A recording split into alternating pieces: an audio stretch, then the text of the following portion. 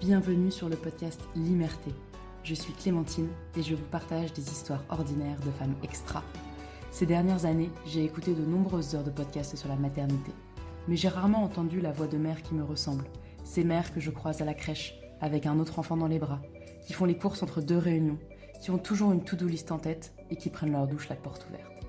La liberté, c'est la liberté d'être mère comme on l'entend, parfois un peu bancale, en équilibre entre ce qu'on voudrait faire, ce qu'on peut faire et ce qu'on fait vraiment, entre ce que dit la théorie, ce que suggère l'entourage et ce qui nous correspond profondément.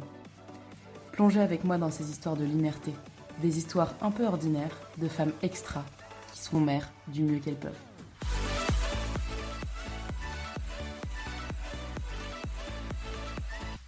Bienvenue dans cet épisode un peu spécial. J'ai décidé de faire un épisode à plusieurs voix puisqu'on va parler d'un sujet très important qui est l'IVG, l'interruption volontaire de grossesse. Mon idée, c'était de montrer qu'il y a autant d'IVG que de femmes. Chacune a son histoire, chacune a eu recours à cette intervention pour des raisons différentes. Mon idée, c'était aussi de montrer que l'IVG est un droit fondamental et pour autant très fragile. Il n'y a qu'à prendre l'exemple des États-Unis, où aujourd'hui 14 États américains interdisent le recours à l'avortement. Même si en France, depuis quelques mois maintenant, le droit à l'IVG est inscrit dans la Constitution, je crois que ça reste un droit fragile et que lever le tabou sur cette intervention est vraiment important. Vous allez entendre donc Maïline, Ninon et Magali qui vous partagent une partie de leur histoire, ce qu'elles ont vécu. Quand vous écouterez leurs témoignages, gardez en tête que ces femmes pourraient être votre compagne, votre sœur, votre mère, votre collègue, une amie. Et si vous pensez que ce sujet ne vous concerne pas vraiment, je vous propose de faire un exercice. Allez demander aux femmes de votre entourage si elles l'ont vécu. Allez demander avec une sincérité d'écoute, en étant prêt à recevoir la réponse. Et vous risquez fort d'être étonné des réponses que vous allez entendre. Sur ce, bonne écoute.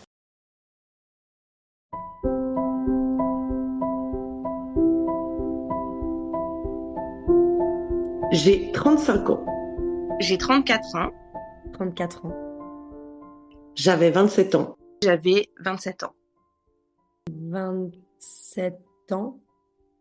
Ma grossesse, elle est arrivée à peu près 3 semaines après ma séparation avec mon ex. Donc ça faisait 3 ans que j'étais en couple. Ça faisait 1 an que j'avais arrêté la pilule. On essayait d'avoir un enfant et en fait on s'est séparés et j'ai appris la grossesse 3 semaines après notre séparation. Quand j'ai fait mon test, je savais quasiment à 100% que j'étais enceinte, parce qu'en fait j'en avais déjà fait 5 ou 6 avant et en fait c'était toujours négatif. Et celui-là, je sais pas, c'était comme si j'en étais persuadée. Et du coup, quand je l'ai appris, ça a été un mélange de plein d'émotions, entre la tristesse parce que dans ma tête, je m'étais déjà préparée au fait de pas le garder. Parce que on était séparés et que ça a été une séparation très compliquée. J'ai été bouleversée parce qu'il y avait une ambivalence entre ça fait 1 an que j'essaye d'être enceinte, je rêvais de ce moment, d'avoir le petit plus sur le test de grossesse. Donc en fait, j'ai été un peu dévastée par cette nouvelle. Je venais d'accoucher de mon premier enfant né parce que j'avais eu des interruptions spontanées de grossesse avant lui. Et c'est arrivé tout pile 9 mois après avoir accouché. Pour moi, le monde, il m'est tombé dessus là, à ce moment-là. J'étais vraiment pas OK avec tout ça. Et quand j'ai annoncé à mon homme, en fait, que j'attendais un bébé, lui, il était super heureux, en fait. Puis il était là, ouais, mais c'est super, on va l'accueillir comme on a accueilli notre premier. Et puis en fait, là, j'ai dit non, on va pas l'accueillir comme on a accueilli le premier.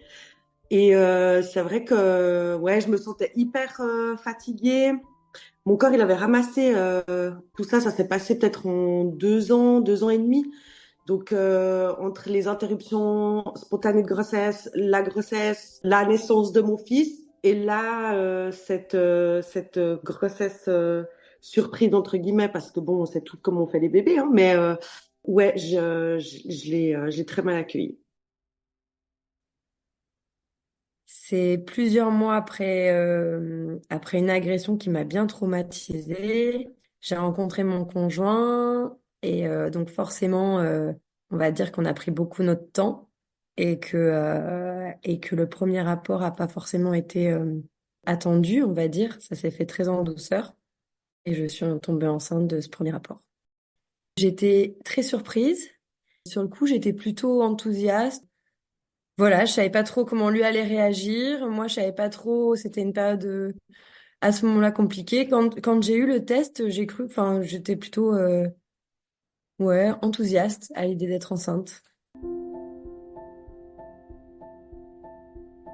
Bah, la chance, c'est que j'ai un homme qui est très à l'écoute et puis qui a hyper conscience que c'est dans le corps de la femme que ça se passe. Et puis, bah, il m'a tout de suite dit, depuis le début, en fait, il m'a dit, mais c'est toi qui décides. Enfin, voilà, j'ai pas eu à me battre pour faire entendre ma voix. Mais j'ai comme eu besoin ouais, peut-être un peu de me justifier. J'avais besoin de lui dire à quel point j'étais fatiguée, que j'avais encore des douleurs de mon accouchement. Enfin voilà, j'ai eu besoin de me justifier. Puis j'ai eu besoin de prendre aussi quelques jours parce que je crois qu'au fond de moi, j'avais l'espoir que je fasse une interruption spontanée de grossesse en fait. Je me disais, bah pourquoi j'en ai eu 3 avant, pourquoi celle-là puis en fait, bah non, ça partait pas quoi. Donc Bah, en fait, au début, ça a été très flou. Il est rentré d'un voyage professionnel. Je lui ai annoncé la nouvelle. Et en fait, je comprenais pas trop ce que lui ressentait. Il avait l'air bien. Et il m'a dit, allez, viens, on va aller manger un bout quelque part. Et puis là, on arrive, on se pose. Il me demande si je veux du vin. Donc là, je me dis, ok, bizarre. Et là, j'ai senti qu'il y avait un truc. Et du coup, j'ai demandé au serveur une serviette en papier, un stylo. Et là, je lui ai donné un bout et je lui ai dit, écoute, tu sais quoi, on va écrire tous les deux là sur le bout de papier ce qu'on ressent, ce qu'on pense. Et on s'est échangé les papiers. Et moi, j'avais écrit, je ne veux pas avorter. Et lui avait écrit, je serai là pour soi. Et enfin voilà, moi j'ai mis beaucoup de temps à digérer et je pensais pas, tu vois, que ça susciterait de l'émotion de nouveau. Moi j'espérais qu'il change d'avis et en même temps je savais que moi j'étais pas la voix de la raison parce qu'à ce moment-là, je traversais une période quand même très difficile. J'avais recroisé mon agresseur dans Barcelone. J'étais dans l'attente de ce procès. Je pensais pas que ça prendrait des années, mais à ce moment-là, je pensais que ça arriverait plus vite. J'étais complètement perdue. Je savais que je voulais plus faire ce que je faisais. Je savais que j'étais plus bien à Barcelone, mais je savais pas où je serais bien. Donc c'était une période extrêmement floue et lui, voilà, ça a vraiment été la raison puisqu'on n'était pas du tout, on venait de se rencontrer, on n'était pas du tout stable. Moi, j'étais pas du tout stable. Donc c'est sûr que ça aurait été difficile d'accueillir un enfant à cette période-là. On vivait encore ensemble parce que moi j'ai déménagé dans le sud et du coup j'étais un peu à la rue entre guillemets si je partais. Je pouvais pas remonter à Paris, j'étais dans le sud-ouest. J'avais 2 mois pour me préparer mes affaires et partir. Donc en fait oui, je lui ai dit tout de suite, j'ai attendu qu'il rentre du travail et en fait on en a discuté directement. Pour le coup, il a été là pour moi. Il a dit que ce serait ma décision. Donc en fait, première chose qu'on a fait, on est allé chez le médecin et il m'a accompagnée pour mon rendez-vous.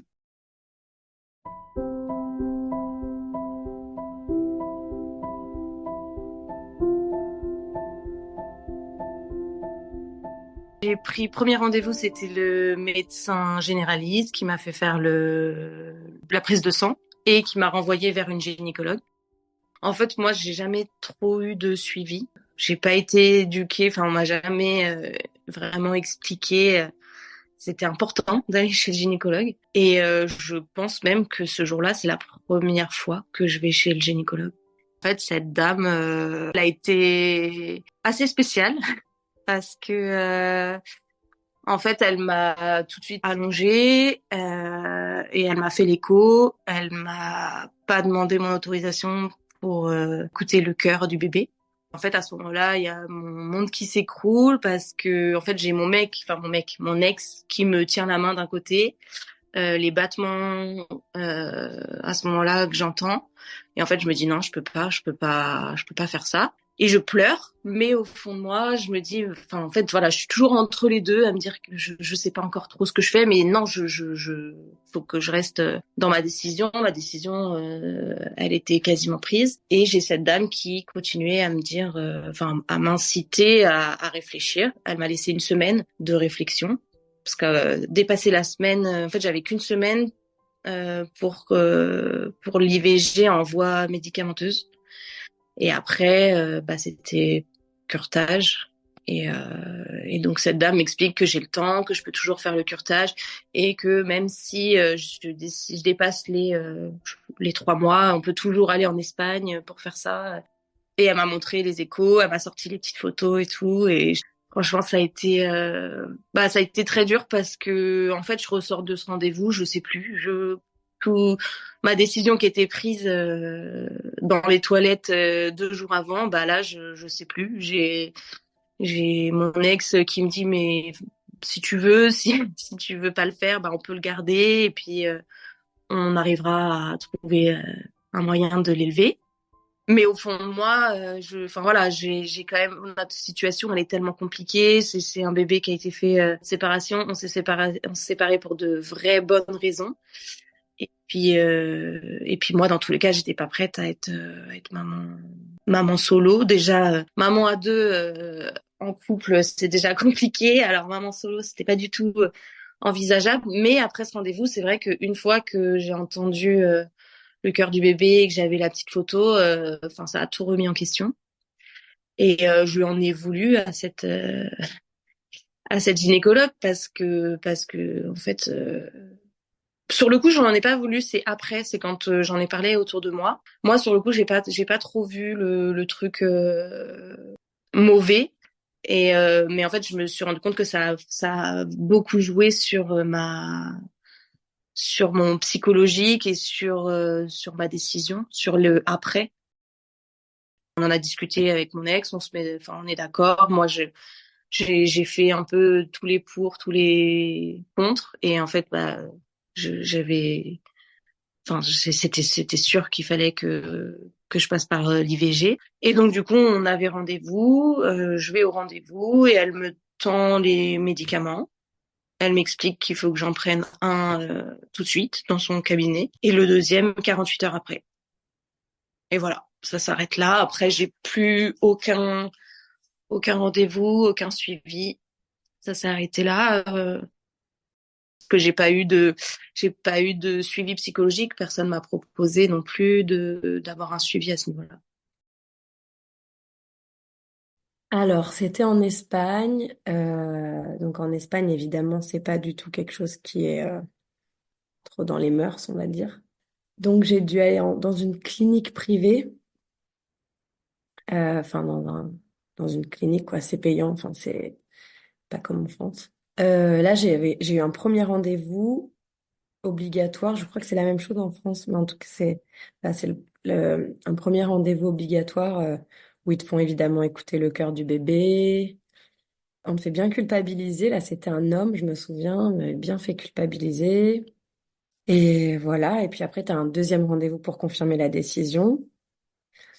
Et là, comme on était encore tôt, enfin quelques semaines, ça a pu être fait par voie médicamenteuse.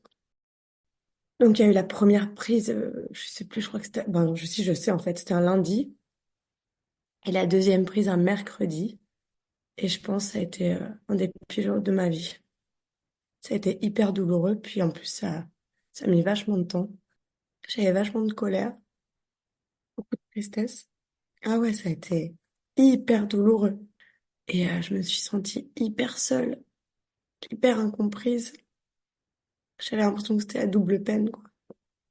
Que moi, je le voulais pas et que c'était moi qui le subissais. Et ouais, franchement, ça a été pire que mon accouchement sans péri de ma fille, quoi.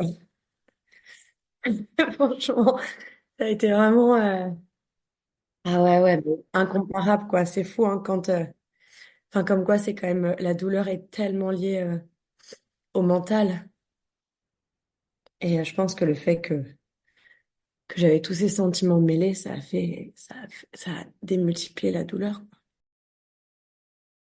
J'ai appelé mon gynécologue en fait, et puis il y avait sa secrétaire qui m'a répondu et qui a suivi en fait les interruptions spontanées de grossesse, la grossesse de mon premier, etc. Et j'appelle pour lui dire, bah voilà, je vous appelle parce que je suis enceinte. Et puis tout de suite, oh mais félicitations. Puis je là, ben non, pas du tout en fait. Ah désolée, bah c'est pas grave, pas de souci. Et puis après, enfin voilà, il m'avait tout bien expliqué. Il m'avait donné le choix aussi parce que j'avais juste pas dépassé le délai légal pour le faire de façon médicamenteuse. Alors, il m'a donné le choix de pouvoir le faire à la maison ou à l'hôpital. Moi, enfin voilà, j'ai voulu le faire à la maison. Et puis la condition, bah voilà, c'était qu'il y ait quelqu'un avec moi pour les risques d'hémorragie. Mon homme, il a pris congé, puis on a fait ça à la maison. Moi, j'ai eu hyper mal, vraiment. Enfin, j'ai senti que c'était pas du tout mon corps qui décidait les choses. C'était induit, c'était pas quelque chose de naturel et spontané. Enfin, et c'est vrai que j'avais eu énormément de douleurs, quoi. D'ailleurs, j'ai saigné hyper longtemps après aussi. Et je pense que, tu sais, c'est un lien hein, aussi comment tu es émotionnellement, moralement, et puis de comment tu vis les choses physiquement. C'est vrai que moi, j'avais comme un petit truc qui me retenait dans le sens où ma sœur, elle a malheureusement jamais eu l'occasion d'avoir des enfants. Et puis j'étais en train de commettre, enfin un truc pour moi c'était fou quoi. Enfin, il y avait même avant, franchement, avant de prendre la décision de l'IVG, je m'étais dit mais en fait, je le mets au monde et puis je le donne quoi. Tu sais, j'étais prête à ça. Mais après je me suis dit mais non parce que en fait à l'accouchement si je vais jusque là, je vais mourir donc je peux pas laisser mon petit garçon de 9 mois. Enfin voilà, c'était mais vraiment ouais, c'était déchirant en fait. Moi, je l'ai vécu comme ça, déchirant quoi. Et d'ailleurs, j'ai mis du temps à m'en remettre.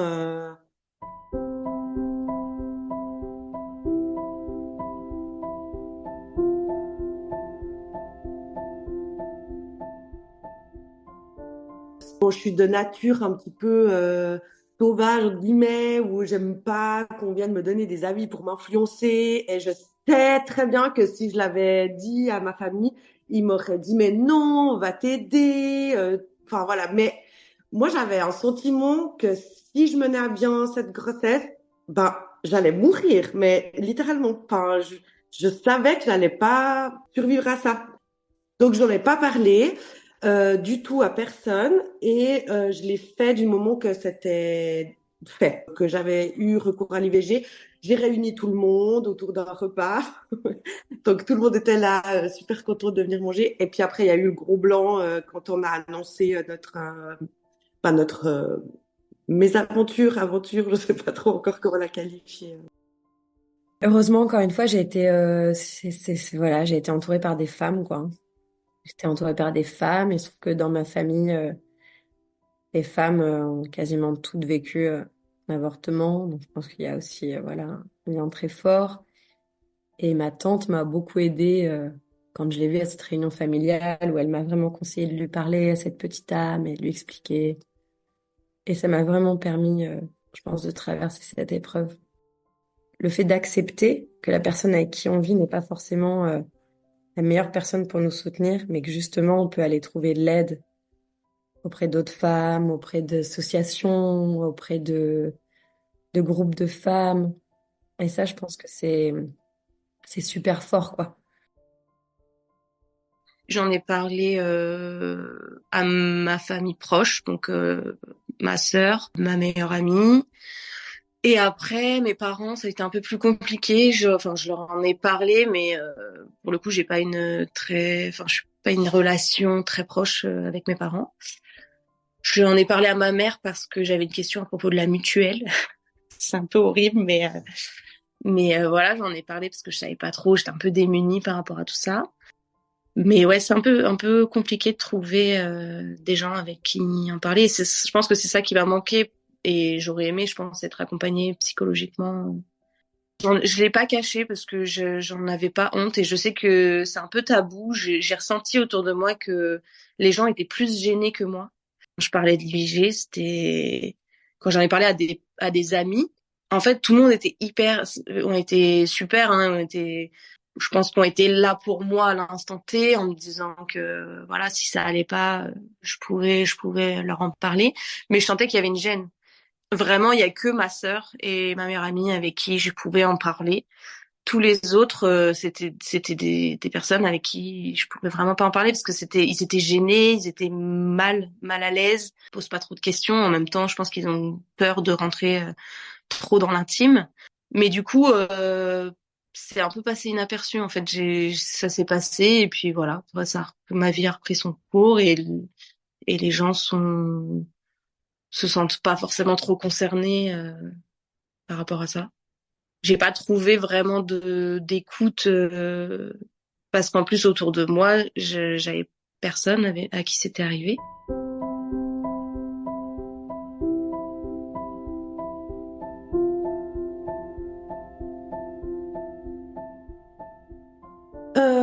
J'aurais envie de partager quelque chose dans le sens plutôt du point de vue de mon homme en fait, qui lui a dû prendre un congé en fait pour être là avec moi.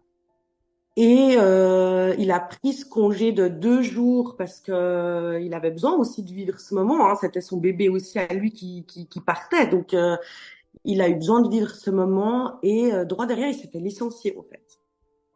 Il y a l'accompagnement médical, l'accompagnement émotionnel, et je suis doula et je sais à quel point c'est important.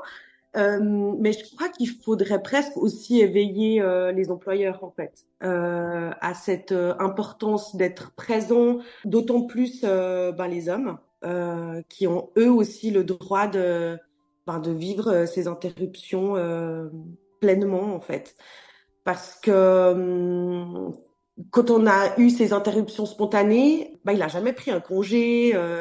Enfin, je l'ai vécu comme un peu seul. Et là, il avait osé prendre congé, mais c'était aussi parce que le médecin c'était une condition en fait pour que je puisse le faire à la maison. Et puis il se ramasse un licenciement sur le champ, comme s'il avait fait une faute grave en fait. Donc j'ai été attristée du message que ça lui a envoyé. Même s'il a souvent été désolé enfin, non, enfin, je sens qu'il a un peu plus mesuré, mais je sais il a jamais réalisé ce qui s'était passé, je pense. Voilà.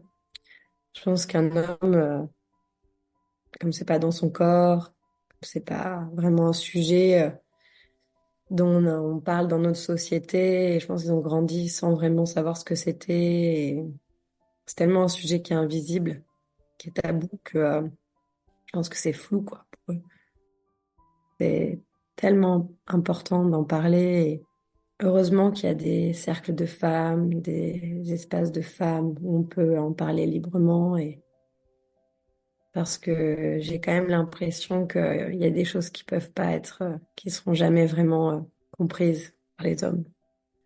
Voilà, c'est toujours une libération de la parole et puis c'est toujours des graines qui se plantent et puis l'occasion de faire écouter aux hommes aussi la parole des femmes, ce qui se vit dans le corps des femmes, dans le cœur des femmes aussi. Quand tu vois qui font les lois, tu te dis mais c'est hallucinant en fait que ce soit les hommes qui en majorité décident quoi.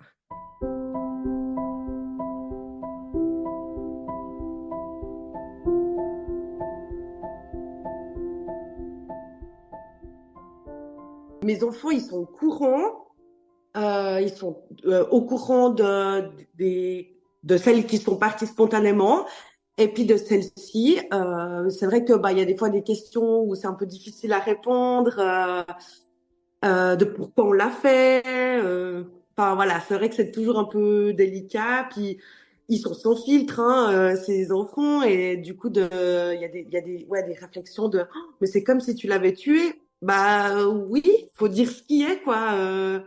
Enfin voilà, donc, mais on en parle beaucoup, et c'est vraiment, je trouve que c'est précieux d'en parler avec les enfants parce qu'ils amènent une vision de la chose qui est dépourvue de jugement et de filtres sociaux. Et je crois que, enfin, mon fils, le premier, parce que le deuxième, il était encore petit quand on en a parlé comme ça. Je pense que les questions viendront plus tard, mais le premier, je me suis rendu compte que c'était le seul qui m'a demandé comment je m'étais sentie quand ça s'est passé, en fait.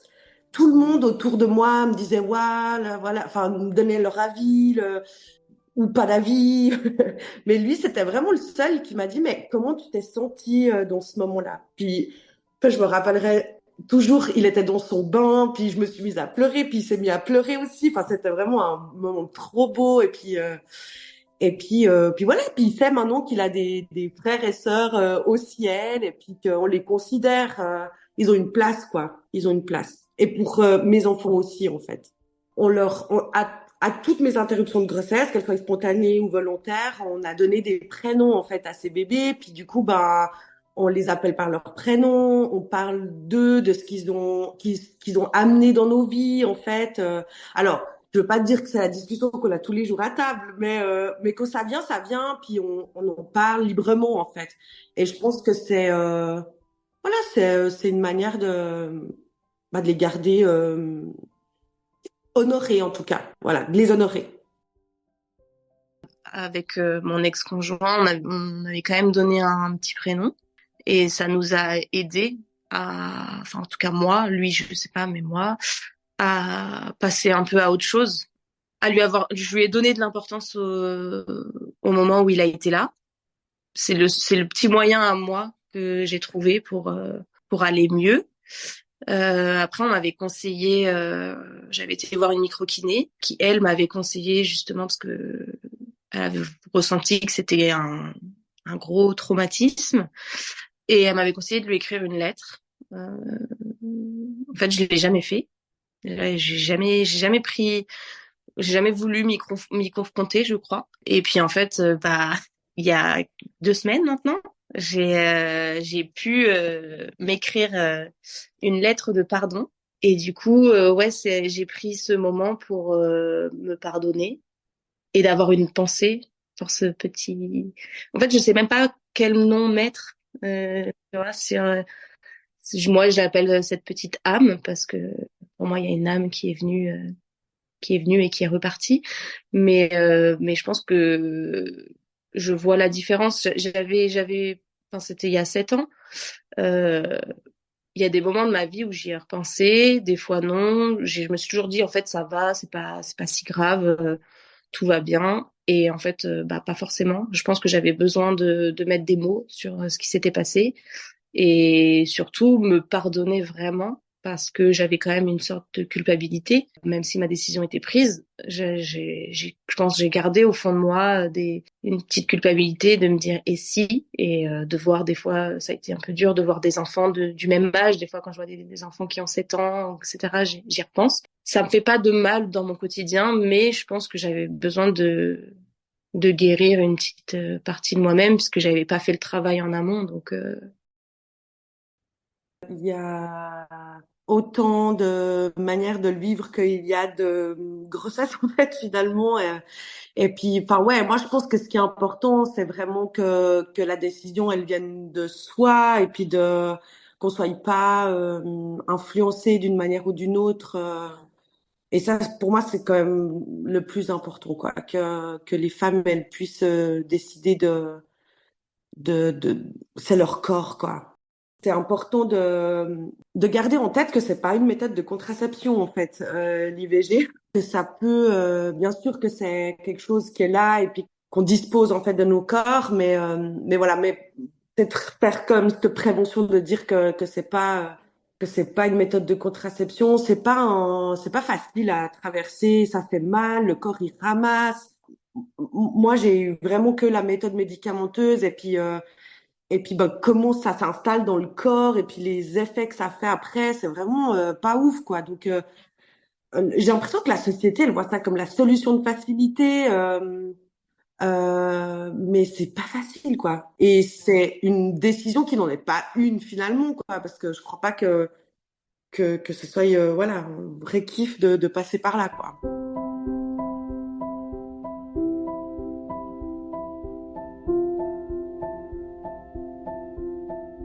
Lors de mes échanges avec ces femmes, je leur ai posé une dernière question. Qu'est-ce que tu aimerais dire aujourd'hui à la femme que tu étais alors ? De se pardonner. Et puis voilà, d'avoir confiance en la vie. Et ouais, surtout de se pardonner, parce que je pense qu'il y a un gros sentiment de culpabilité quand on prend cette décision. Bah, j'aurais envie de lui dire qu'elle a été courageuse. Merci d'avoir été aussi courageuse, parce que c'est grâce à ça que je suis la femme que je suis aujourd'hui. Et que ouais, je l'admire pour son courage, parce que finalement, quand j'avais le choix, j'avais cette décision de le garder. Et en fait, on pense que il faut beaucoup de courage pour garder un enfant, mais je pense qu'il faut aussi beaucoup de courage pour passer à l'acte de l'IVG, parce que c'est quelque chose de très très dur psychologiquement. Et lui dire bah merci, ouais. C'est la meilleure décision que j'ai pu prendre de ma vie. Et aujourd'hui, je le regrette pas du tout. J'ai tout ce qui se passe aujourd'hui dans ma vie. Sans cette expérience, bah, ça serait pas arrivé. Et ouais, je suis fière de moi d'avoir pris cette décision, parce que j'aurais pu continuer et ne pas vivre aujourd'hui, vivre mes rêves, faire ce dont j'ai envie, et me dire que je pourrais avoir un enfant quand je l'aurai décidé et quand ce sera mon moment.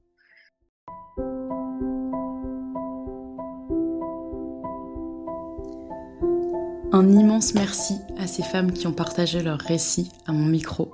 Je suis vraiment très touchée de vous transmettre leurs histoires et j'espère que vous les accueillerez avec autant d'amour que j'ai pu avoir pour elles. Merci de leur donner votre écoute parce qu'encore une fois, l'IVG est un droit très important et pourtant encore très fragile. À très vite.